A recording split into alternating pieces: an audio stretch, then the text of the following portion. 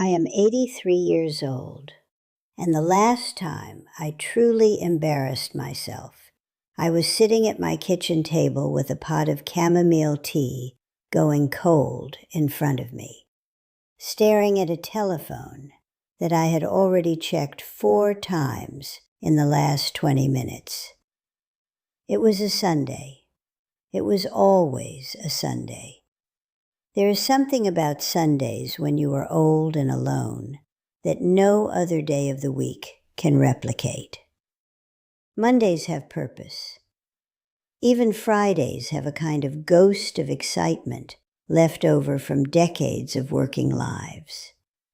But Sundays, when you are 83 and your children are grown and the house smells like the same lavender soap it has smelled like for 30 years, and there is no particular reason to get dressed before noon, Sundays have a specific weight to them. They press down on your chest like a hand that isn't unkind, just indifferent. The tea went cold. The phone did not ring. And I sat there, and I did the thing I had been doing for almost a decade without ever naming it. I was waiting, not for an emergency, not for news, just for the sound of my daughter Solvay's voice, or a text message from my son Bramwell, or even a short, distracted, 20-second call from my youngest, Corvin, saying, "Just checking in, Mom," before his kids started screaming in the background and he had to go. I would have taken 20 seconds. I had been reduced to hoping for 20 seconds. And if you are watching this right now, and you are of a certain age, and you are nodding, then I want you to listen to me very carefully. Because what I am about to tell you is going to sound cold at first. It is going to sound like something a hard woman says, someone without softness, someone who has sealed off the parts of herself that feel things too deeply. I am not that woman. I am a woman who spent 41 years raising children, burying a husband, tending a garden that no longer makes sense for one person, and learning, slowly, bitterly, beautifully, that the thing I thought would save my dignity was the very thing hollowing it out from the inside. Stop waiting for your children to call. Not because they don't love you, not because you don't deserve it, but because the waiting itself is changing who you are, and you don't even see it happening. Everyone will tell you to be patient. Everyone will tell you that your children are busy, that life moves fast, that they have jobs and mortgages, and children of their own who need them, the way you once needed your own mother. And all of that is true. Every word of it is true. But here is what nobody will tell you. The patience, practiced long enough, curdles. It does not stay soft and golden like everyone promises. It turns. And when it turns, it does not announce itself. You don't wake up one morning and say, "Today I became a woman who keeps score." It happens the way a room gets dusty, gradually, without drama, until one day you run a finger across the windowsill and you cannot believe how much is accumulated without your noticing. You start to count the days between calls. You start to notice whose birthday was acknowledged and whose was mentioned only in a group chat that you cannot figure out how to scroll back through. You start, and this was the one that frightened me when I finally admitted it. You start to rehearse what you will say when they do call. Not conversation, rehearsal. Little performances designed to communicate without ever directly saying that you have been lonely, that you have been waiting, that you noticed.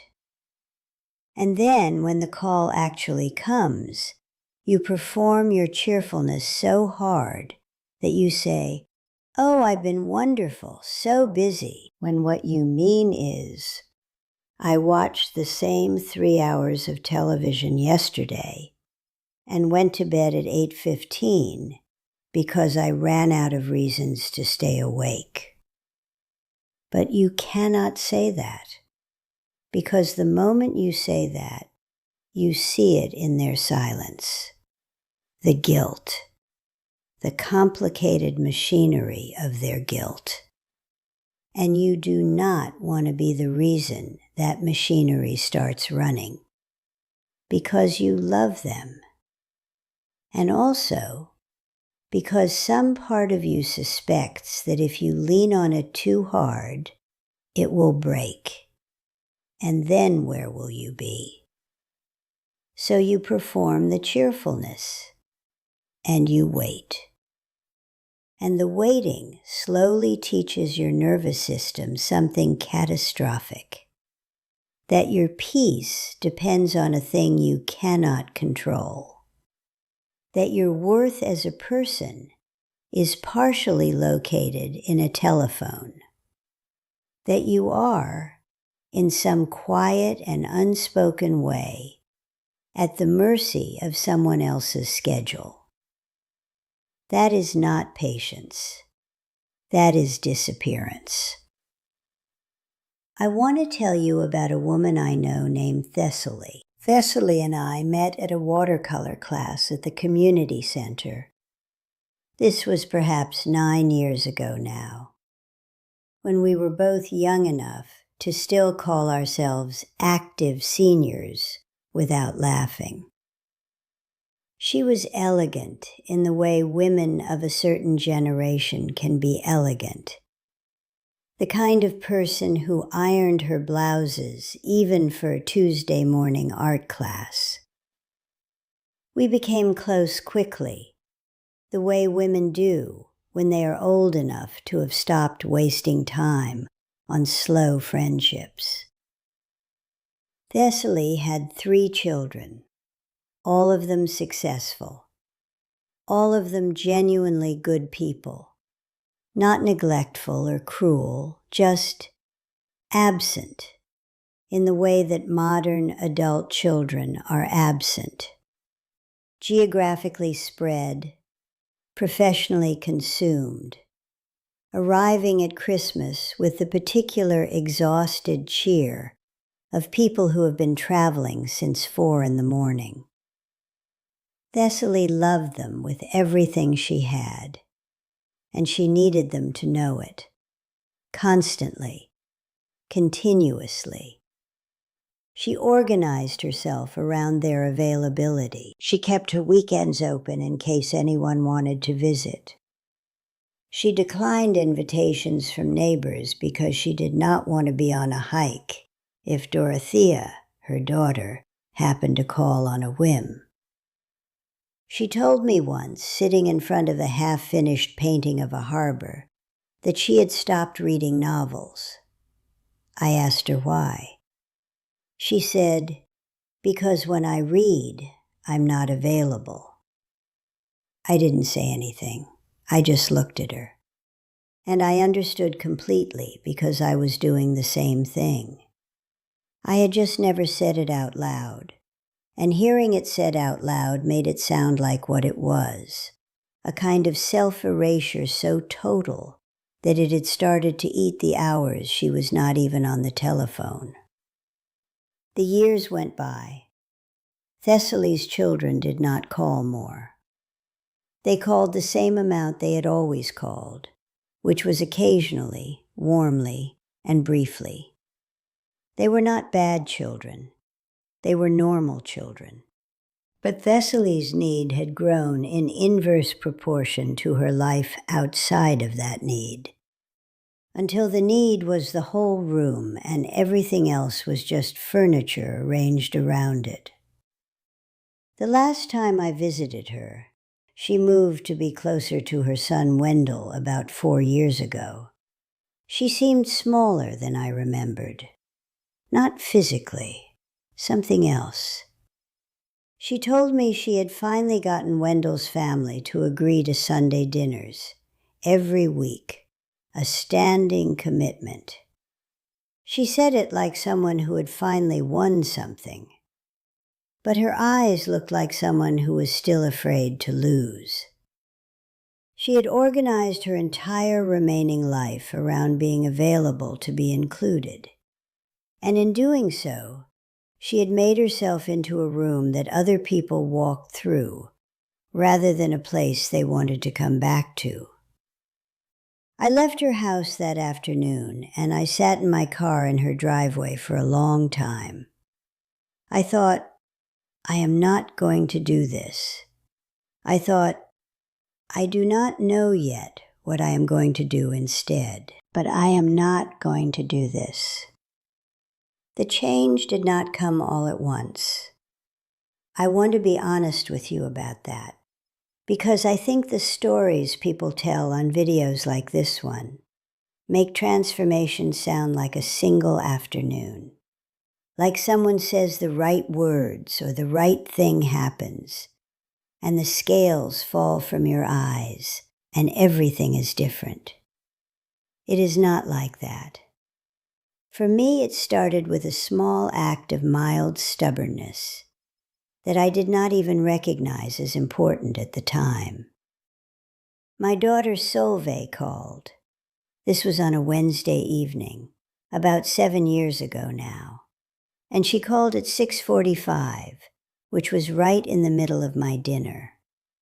Not a complicated dinner, just soup.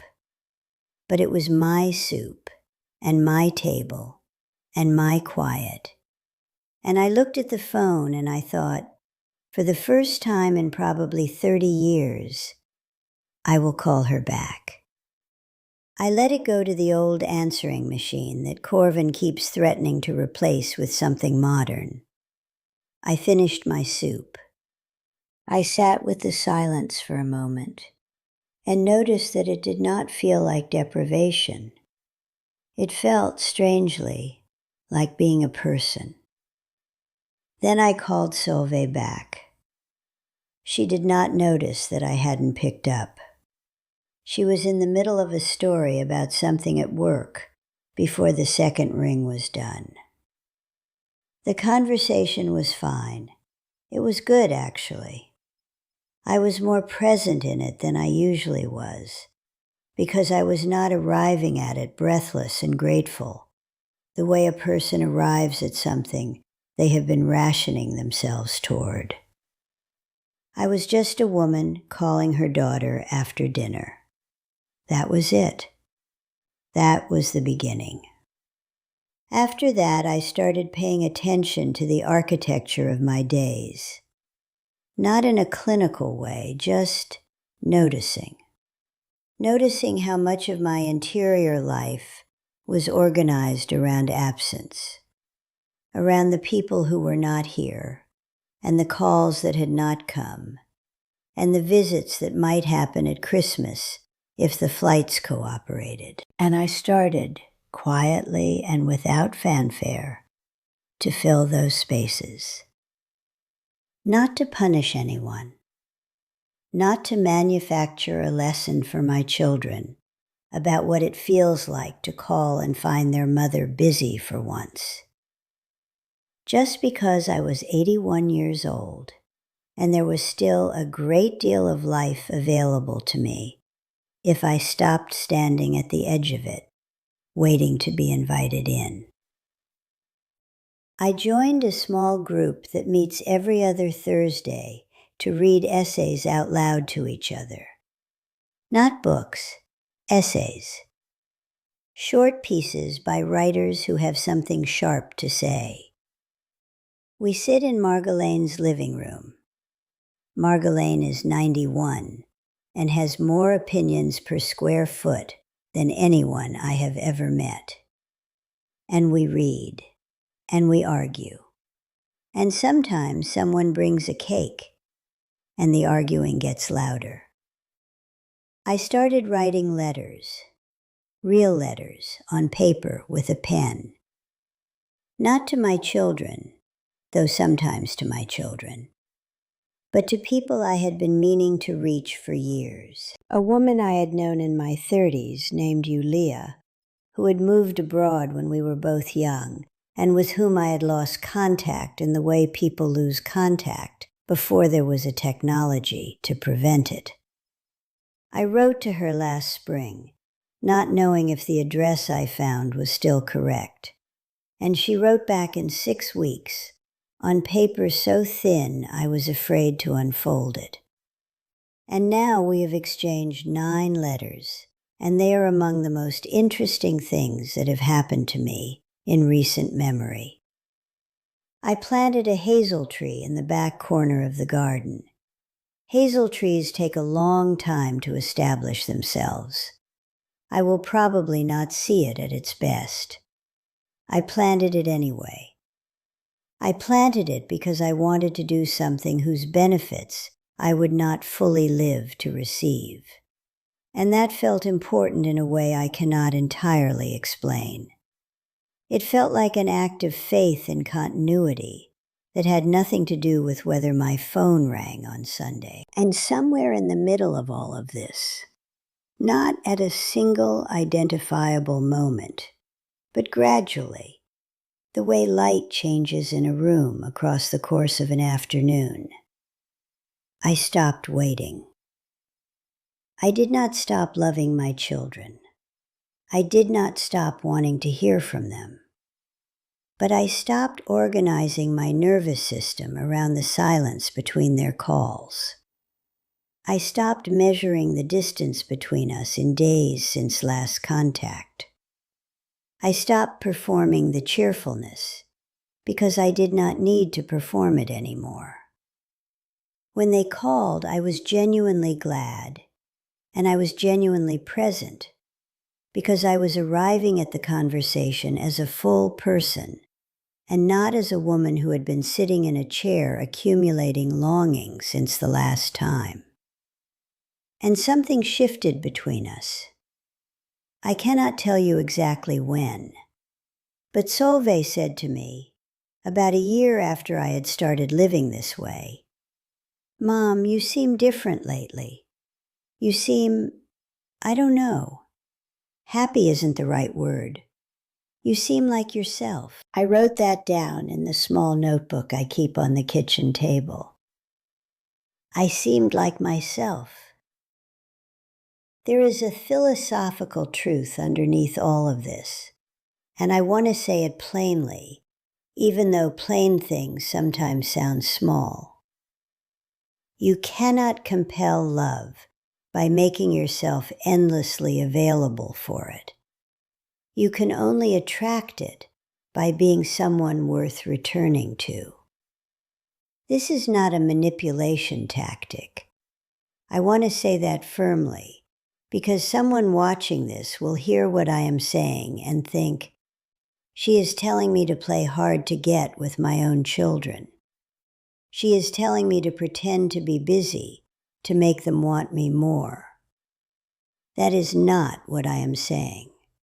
I am saying, become actually busy. Become actually present in your own life.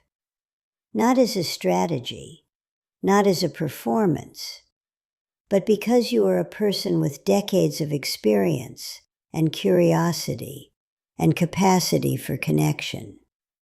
And there is no dignified reason to spend those decades sitting by a telephone, hoping to be thought of. Your dignity does not live in your children's call logs. It lives in what you do with the hours between the calls. This is the hard truth. This is the thing that sounds cruel when you first hear it, and then sounds, eventually, like freedom. I still think about Thessaly.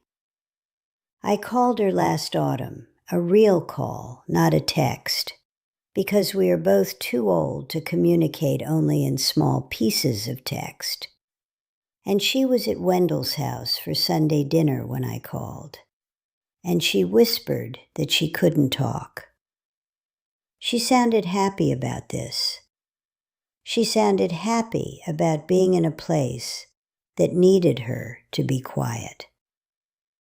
I wished her a good dinner, and I meant it entirely.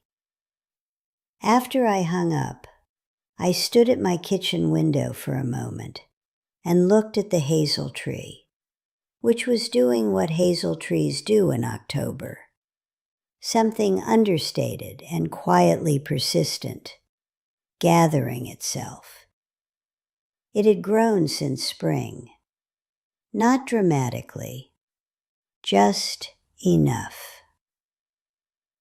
I thought about the woman I was 7 years ago, making chamomile tea go cold while I stared at a telephone. I thought about how much I had to say to that woman. Not recriminations, not advice delivered with the sharp edge of hindsight. Just, I understand. I understand why you sat there.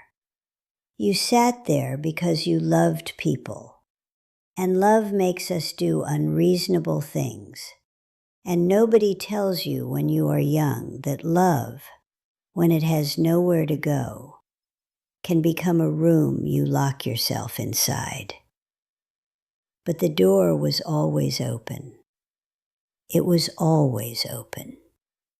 You just had to stop looking at the phone long enough to notice.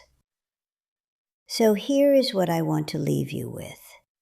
Not a list, not a set of steps, just this. Find one thing, one small, genuine thing that belongs entirely to you and not to the waiting. It does not have to be grand. It does not have to be the kind of thing you describe at Christmas dinner to illustrate that you are thriving. It can be quiet. It can be private. It can be as ordinary as a letter written on a rainy afternoon to someone you have not spoken to in 30 years. Let that thing be real. Let it take up space in your day the way the telephone used to. Let it be the first thing you think of when you wake up on a Sunday morning, instead of the silence. And when your children call, and they will call, they do call, imperfectly and infrequently, and with a kind of harried love that is the only kind most adults have to give. When they call, be there, fully, without the weight of the accumulated silence pressing against the back of your throat. Be glad. Be present. Be the person they are calling, not the person who has been waiting. There is an enormous difference between those two women. I know because I have been both of them. I am not saying the loneliness disappears. I am not going to insult you with that kind of optimism at our age. The loneliness is real, and it is sometimes very large, and it does not respond to hazel trees or essay groups or letters written on rainy afternoons.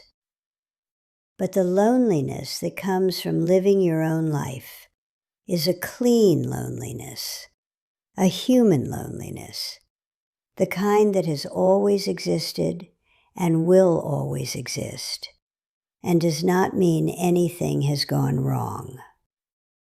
The loneliness that comes from waiting is different. It has teeth, and the longer you wait, the more it grows. Stop waiting, not for their sake, for yours. If you are still here, sitting with me at the end of this, then I want you to know that I am genuinely grateful for your company today. There is nothing incidental about the fact that you stayed. You stayed because something in this conversation was reaching for something in you, and that reaching matters. If any of this landed somewhere real, I want you to consider staying a little longer. There is another conversation waiting for you on this channel. It is about the particular art of asking for help without surrendering your sense of self, which is perhaps the hardest thing a person of our age is asked to learn, and also the most necessary. I think you will find it worth your time. Subscribe if you would like to keep sitting with me. I will be here, not waiting, but here. Take care of yourself, whatever that means for you.